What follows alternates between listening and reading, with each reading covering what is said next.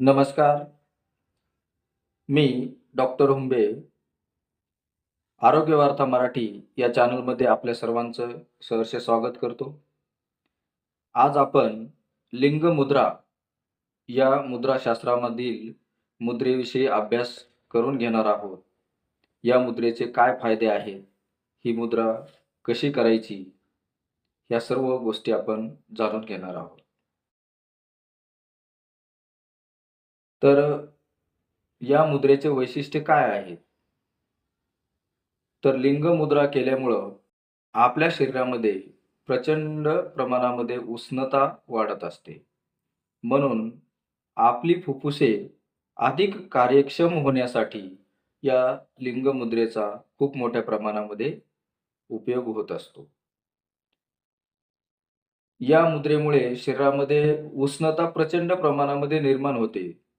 त्यामुळे शरीरातील जो काही संचित कफ आहे, त्याचा देखील नायनाट या मुद्रेमुळे होत असतो. ही मुद्रा केल्याने ज्या लोकांना थंडी वाजते, अशा लोकांनी ही मुद्रा केल्यास त्यांना लाभ होतो. त्याचबरोबर ज्यांना सर्दी, सायनस, डोकेदुखी, अर्धांगवायू, लो ब्लड प्रेशर अशा आजारामध्ये देखील ही मुद्रा जर आपण केली, तर तुम्हाला तात्काळ आराम मिळतो.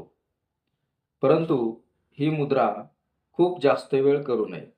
कारण ही मुद्रा केल्यामुळं काय होतं, शरीरामध्ये खूप मोठ्या प्रमाणामध्ये उष्णता निर्माण होते आणि त्यामुळं काय होतं, तर जे पित्त प्रकृतीची लोकं आहेत, त्यांनी तर ही मुद्रा अगदी कमी वेळ करायला पाहिजे. कारण त्यांना ॲसिडिटी, जळजळ किंवा उष्णतेचा आणखीन त्रास होऊ शकतो. म्हणून ज्या लोकांना नेहमी सर्दी होते किंवा जुनाट सर्दी असेल, अशा लोकांनी तर ही मुद्रा नियमितपणे रोज केली, तर त्यांच्या सर्दीचा त्रास देखील निघून जातो. मग आता ही मुद्रा करायची कशी? तर आपल्या दोन्ही हाताचे जे बोटं आहेत, हे बोटं असे एकमेकांमध्ये फसवायचे. त्यानंतर एक अंगठा बाहेरून घेऊन आतील अंगठ्यावरती असा दाब देऊन अंगठ्याचं टोक, बाहेरच्या अंगठ्याचं टोक आणि तर्जनी हे एकमेकांना काय करायचे अशा पद्धतीने स्पर्श करायचा आहे आणि आतील जो अंगठा आहे, हा आपल्या छातीच्या दिशेने असा आतमध्ये असला पाहिजे.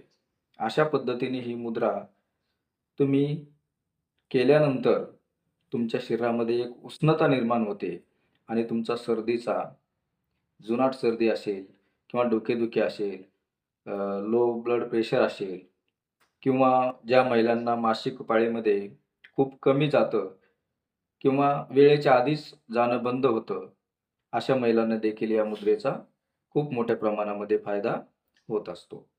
म्हणून ही मुद्रा ज्यांना अशा प्रकारचे त्रास आहेत, अशा व्यक्तींनी करायला काही हरकत नाही. परंतु ही मुद्रा केल्यानंतर आपण फळं किंवा फळांचा रस, दूध किंवा तूप हे आपण सेवन केलं पाहिजे.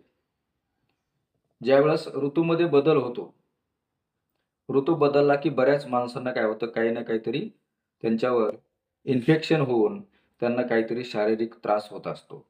अशा वेळेस जर ही मुद्रा आपण नियमितपणे केली, तर नक्कीच या मुद्रेचा आपल्याला फायदा होत असतो. तर अशी ही लिंग मुद्रा ज्यांना सांगितलेल्या आजार असतील किंवा त्रास असतील, तर त्यांनी करायला काही हरकत नाही.